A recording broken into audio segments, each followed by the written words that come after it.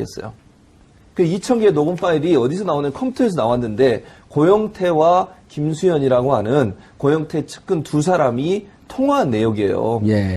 말씀하신 런닝 찍고 노는 거 그거 기대하고 있어요. 나 지금 중요한 일을 앞두고 있는데 나 같이 엮어야 되겠네. 내가 제일 좋은 그림 뭐냐면 이렇게 틀을 따따따따 한 몇 개 짜놓은 다음에 빵 터져갖고 날아가면 이게 다 우리 거니까 나는 그 그림을 짜고 있는 거야. 근데 형이 아직 그걸 아직 못 잡았어요. 그러니까 그게 1년도 안 걸려. 1년도 안 걸리니까 더 힘 빠졌을 때 던져라. 예. 근데 이 내용을 보면 뭐냐면 고영태가 뭔가 최순실을 등에 업고 개인적 사익을 취하려고 했다고 하는 그런 내용들이거든요. 예. 근데 이걸 가지고 뭐라고 했냐면 이 2,000개를 다 들어봐야 된다는 거예요. 주장이 그거거든요. 그러니까 아, 2,000개가 있긴 있어요? 팩트에 네, 있어요. 네. 파일에 들어있어요. 예. 녹음 파일이. 근데 이게 고영태의 개인 비리에 관련된 거예요, 이거는. 대통령 탄핵과 전혀 무관한 거거든요. 그러니까 최순실이 대통령을 등에 업고서 했던 온갖 잘못된 짓은 이미 증명이 됐고, 이 파일은 고영태와 김수현이라고 하는 두 사람 간의 녹음 파일이에요. 이게 예. 무슨 헌재의 판단에 전혀 영향을 미치지 않는 내용임에도 불구하고 이걸 가지고서 이걸 다 들어봐야 된다고 주장을 하면서 지연하려고 하는 시도를 하고 있는 거죠. 그러니까 헌재가 어떤 형태로든 빨리 끝내려고 하는, 그러니까 직권으로 빨리 끝내려고 하는 스텝을 가고 있는 것에 대해서 대통령 변호인단은 그걸 막으려고 하는 온갖 수단과 방법을 다 쓰고 있는 거죠. 예. 이게 명백한 지연 전술이라는 지연 거예요. 연술. 예. 예. 노 변호사님. 네. 저 이제 고영태 씨와 이제 직접 그 형사재판에서도 둘이 그 대면 설전을 벌였고요. 네.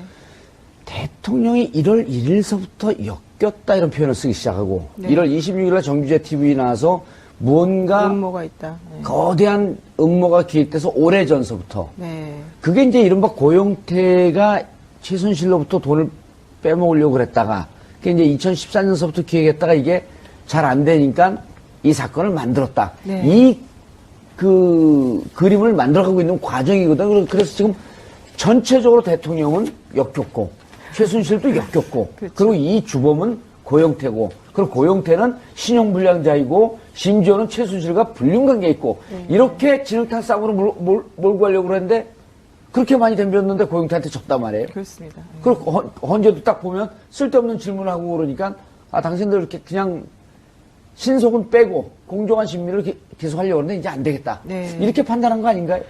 그렇죠. 원래 이제 원래 신속 공정 두 가지가 되게 중요한 키워드인데. 그렇죠. 그 충실성까지 놓단 말이에요, 이번에는. 그렇습니다. 근데 이제 박한철 헌재소장이 나가시기 전에 말씀하신 부분이 예.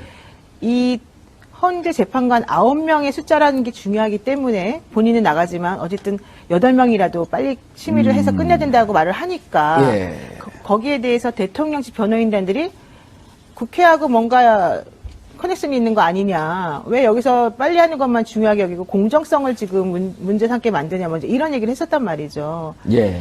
그러다 보니까 이정미 재판관이 박한철 소장 나간 다음에 신속성 얘기를 안 해요. 그러니까 안 한다는 것은 빨리빨리 하세요. 뭐 하세요. 이렇게 체근하지 않고 일단은 대통령직 대리인단이 요구하는 바를 다 들어주는 것처럼 모션을 취하죠. 예. 그래서 17명 증인 신청 물론 중복되는 사람도 있고 계속 안 나오는 사람도 있지만 일단은 다 받아들여 줬다가 그중에서 8명에 대해서만 받아들여 준 거잖아요. 예. 그러니까는 대통령 측 변호인단 측에서 공정성 시비를 하기가 조금 어려워지는 국면이 점점 생겼단 말이죠. 예. 그래서 결론적으로 어제 있었던 재판인가요? 거기에서는 그 이정미 재판관이 공정성 시비를 더 이상 차단하기 위해서 날짜를 못 박아주고 이때까지 정리해주고 이렇게 한 거죠. 이 증인신문이 22일까지예요. 네. 그 다음에 23일까지 서면을 내라 그랬어요.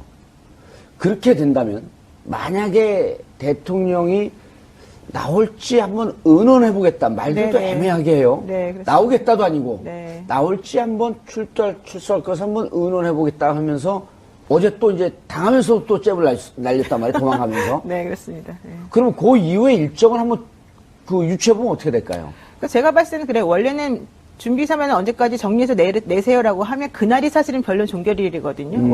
원칙적으로 일반적으로는. 예. 그러니까 최후 변론도 그때 하나요, 그러면? 그렇죠. 최후 변론이 그렇게 긴 것도 아니고 예. 그냥 그날 와서 한마디씩 하면 되기 때문에 그래서 저는 23일을 그럼 기준으로 해서 변론을 종결하려고 하나보다 생각을 했어요. 예. 그렇게 되면은 이제 3월 13일 전에 당연히 3월 9일 정도에 선고 나는 게 이제 자연스럽거든요. 예. 그렇게 예측을 했는데 지금 변수가 항상 있듯이 박 대통령이 나오냐 안 나오냐가 변수가 되잖아요. 그렇죠. 그렇게 되면 제가 봤을 때는 만약에 박 대통령이 나온다고 할 때 날짜를 3월 2일 정도로 주장할 가능성이 있어요.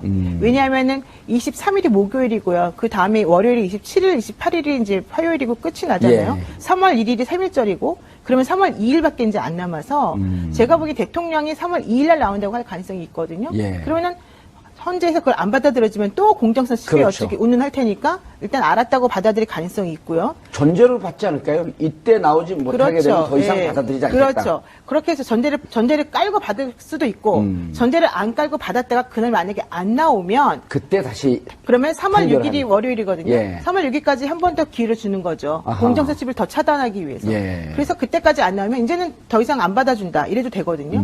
그래서 제 생각에 만약에 3월 2일 날 나오는 걸로 해서 정리가 되면 3월 9일 정도에 결정이 날 수 있고요. 선고를 할 수 있고. 왜냐하면 일주일이면 가능하거든요. 3월 13일도 월요일이거든요. 월요일날 하지 말라는 법도 없는 거 아니에요? 그렇습니다. 예. 근데 이제 퇴임하는 날 그날에 사실 안 하는 게 일반적이기 때문에 그래도 피날레를 멋지게 그렇습니다. 그러니까 뭐 언제든지 뭐 가능한 그 시나리오니까. 그래서 예. 3월 9일 정도가 기준이 되지 않을까 생각하는데 만약에 대통령 측에서 계속해서 나오는 걸 빌미로 해서 시간을 끈다면 이제 3월 6일이라고 치고 그날도 안 나오면 그날 결정을 끝낼 거 아닙니까? 변론을 종결하면. 예. 그럼 그 다음 주 정도. 그게 바로 3월 13일입니다. 예. 예. 그때 정도에 이제 결정을 내릴 가능성이 있습니다. 예. 선고를. 최 교수님. 예. 예. 아니, 왜냐면 지금 이정미 재판관이 마지막 나가기 전에 평의에 참석해서 투표만 하면 돼요. 예. 그러니까 나중에 3월 13일이 지나서 결정문을 만들고 발표한 건 그 뒤에도 해도 되고 그렇죠. 이정미 재판관이 3월 13일까지 평의 끝에 찬성이냐 반대냐 인용이냐 기각이냐 둘 중에 하나를 선택하는데 참여만 하면 이정미 재판관이 퇴임을 하셔도 예. 이름도 올라가게 돼 그렇죠. 있기 때문에 3월 13일 전까지 회의만 끝나면 돼요. 사인만 못해요. 그렇죠. 퇴임으로 서명 불능. 그렇죠. 그런데 누가 대신하고. 예, 그렇게 돼 있잖아요. 그러니까 전혀 문제가 없고 저는 대통령이 나오는 문제도 고민을 많이 할 것 같아요. 만약에 대통령이 거기 나와보세요. 국회 소추인단이 어떻게 질문을 하겠습니까? 그게 또 다 인터넷에 생중계돼요. 그렇죠. 온라인으로. 네, 야. 그러니까 온라인 시청률 한 30% 가는. 그럼요. 거기는 그러니까 그걸 정봉주의 본격 시대에서 해야 되는데 안 그렇죠. 하니까. 회의적으로. 그러니까 문제는 뭐냐면 그렇게 되면 전 국민 앞에서 본인의 치부가 드러나잖아요. 그러니까 고민을 할 거예요. 제가 볼 때. 그러니까 마지막 수단으로 쓸 수는 있지만 그게 쉽사리 나오는 나오죠. 게 예. 쉽지 않을 수도 있어요. 근데 제가 봤을 때는 그리고 질문과 답은 예. 문장과 문장으로 하는 거거든요. 그렇죠. 근데 단어 열고 하는 거는 문장이 아니잖아요. 네, 맞습니다. 예. 그렇게 말씀하시면 나중에 심의 안 걸리십니까? 여기는? 괜찮습니까? 누가 심의합니까? 심의위원장을 바꿔버리죠. 아니, 근데 잠깐만. 말씀하신 게 다 맞는데, 예. 제가 보기엔 걱정을, 국회 수치인단에 대해서 걱정하는 것도 있겠지만, 그보다 더 걱정스러운 거는 재판관들에 대해서 걱정해야 될 것 같아요. 아, 그분들이 예리하더라고요. 그렇습니다. 질문이. 어제 강일원 재판관 같은 경우에 질문하는 예. 거 보십시오. 그렇게 선의로 좋은 마음으로 했다면서 왜 증거인멸을 너는 자꾸 시도했느냐. 대답 아하. 못했잖아요, 이준영 예. 변호사가. 예. 그 다음에 KD 코퍼레이션에 그 사람 왜 꽂아줬느냐. 그렇게 유능한 인재라면 공공기관에 꽂으면 되는 거지 왜 사기에 왜 이렇게 꽂아줬느냐. 이런 얘기도 했었단 말이죠. 예. 그 다음에 정호성 비서관으로부터 뭔가 이렇게 뭐 나왔다. 그 KD 코퍼레이션 관련된 뭐 내용을 예. 받았다. 근데 왜 최순실을 모른다고 하느냐. 이런 질문을 계속 했단 말이에요. 근데 대통령 측 변호인단이 대답을 전부 다 못하고 확인해 보겠습니다. 이런 식으로 얼버무렸거든요. 예. 그러니까 핵심적인 질문을 대통령에 대해서 할 수 있는 사람들은 사실 국회 소추인단들보다는 아마 재판관이 아닐까. 근데 그러면 그거를 그 사람들이 당해낼 수 있을까? 특히 대통령이 당해낼 수 있을까? 이렇게 하겠죠. 7시간 동안 뭐 했는지 왜 기록을 내라니까 안 냅니까? 그러니까, 그게 그래서, 네. 7시간, 예, 그렇습니다. 그렇게 끝날 가능성이 예, 그렇게 있죠. 끝날 가능성이 높죠. 그러니까 어제도 이정미 재판관, 지금 말씀하신 강일원 재판관도 그렇게 얘기하면서 마지막에 강일원 재판관이 뭐라 그랬냐면요.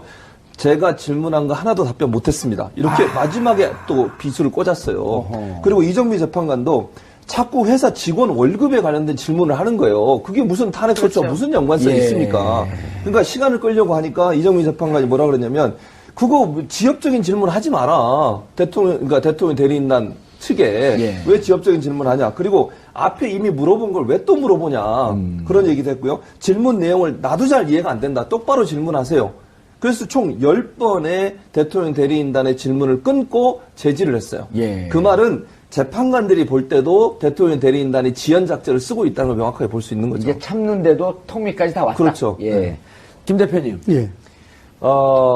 기자들도 이게 기각되는 거 아니냐라고 하는 그 분위기를 그 최근에 들어서 많이 기사가 나왔단 말이에요. 예, 예. 어제 분위기 보고는 특히 이제 이 상황을 객관적으로 보는 기자들의 입장은 좀 어떤가요? 그러니까 지금 이 헌재가 예. 헌법재판소가 맨 처음부터 이거는 형사재판이 아니라 헌법재판이다. 누차 강조했죠. 누차 강조했잖아요. 예. 그리고 오히려 국회 소추단 보고도 이렇게 내용을 좀 요약해서 이렇게 압축시켜라. 예. 이렇게 그 주문도 했더랬고, 그렇지만 이것이 어떤 이 결정을 하더라도 이 나중에 공정성이라든지 이게서 어쨌든 문제 제기가 되면은 이 헌재뿐만 아니라 나라가 상당히 위기에 처할 수도 있으니까 가능한 공정성을 주기 위해서 노력을 해왔다고 봅니다. 이게 그런 부분. 그리고 대통령 측 대리인에게 더 많은 기회를 주려고 더 노력했고. 많은 기회를 줬고, 그래서 실제로 대통령 측에 끌려가는 거 아니냐. 예. 이런 우려도 나오면서 지금 우리가 이 평상시와 달리 이정미 재판관이 3월 13일 퇴임이라는 일자가 있기 때문에 예. 이게 더 밀려버리면 큰일 난다.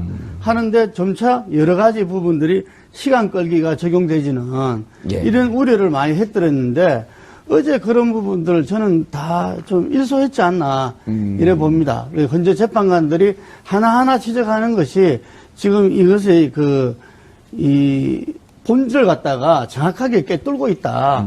이게 그리고 그에 비해서 이 박 대통령 변호인단은 그냥 얼버무리고 이게 무슨 생떼 쓰듯이 하고 예.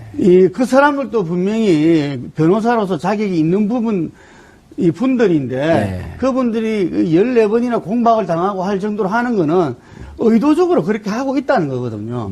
예, 그래서 그 점이 또 국민들한테 다 드러났다. 예. 이것도 굉장히 중요한 포인트 같아요, 이게. 그리고 헌재 입장에서는 우리가 말할 줄 몰랐고 이제까지 참고 있었던 거 아니다. 예. 근데 해도 너무한 거 아니냐. 예. 라고 하는 것을 어제 사실은 국민들에게 다 보여준 거거든요. 그렇죠. 국민들도 다 알게 됐고.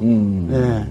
그래서 아마 그 태극기 집회가 총동원령 속에서 뭐 100만이 모이고 어쩌고 하더라도 예. 전체 국민 여론은 계속 80% 정도가 탄핵 인용돼야 된다. 예. 이렇게 되고 있는 거거든요. 박한철 소장도 3월 13일에 찍은 게, 자, 이게 심리도 잘해야 되지만 그때 방점을 둔 게 뭐였었냐면 국정중단이라고 하는 위기 상황을 강조했단 말이에요. 예. 그리고 헌재 그때 당시 그 이후에 이제 언론 보도도 보면은 이게 박한철 소장의 개인 생각이라기보다도 헌재 재판관들의 전체적인 분위기를 전달한 거다. 국정중단이 가장 심각한 상황 아닙니까?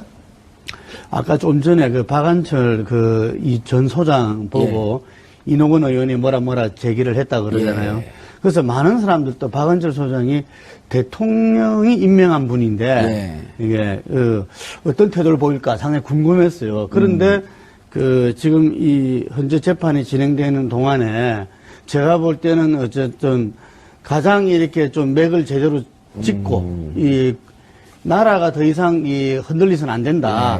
이 부분에 가장 강점을 두고 이 현재 재판을 진행해 온 걸로 알고 있습니다. 알겠습니다.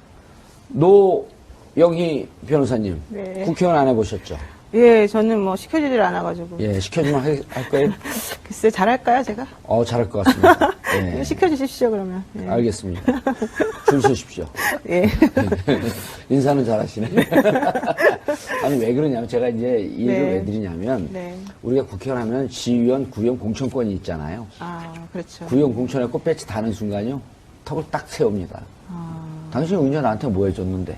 저는 이게 민주주의라고 보는 겁니다. 설사 대통령이 3명을 임명했다고 칠지라도 대통령 개인의 노예가 아니거든요. 그렇습니다. 개인의 소속 재판관이 아니에요. 대통령이라고 하는 자에게 임명 권한을 국민이 위임하고 국민 대신에 임명을 했고 헌재 재판관은 헌법 정신에 투철해서 이 탄핵 심판을 하라고 하는 거지. 대통령이 임명했으니까 대통령 탄핵을 기각시켜야 된다? 이거 전문 바보 아닌가, 이 정도면? 아니, 헌법 교과서에 나오는 말씀을 그대로 지금 외워서 하시는 것 같아요. 말씀하시는 게. 예, 그 헌법 교과서에. 되냐? 로스쿨 이제는.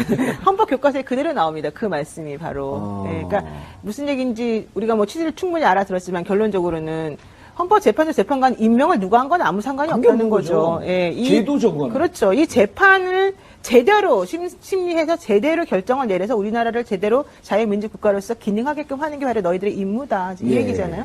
아마도 헌법재판소 재판관들 전부 다 그렇게 알고 계실 겁니다.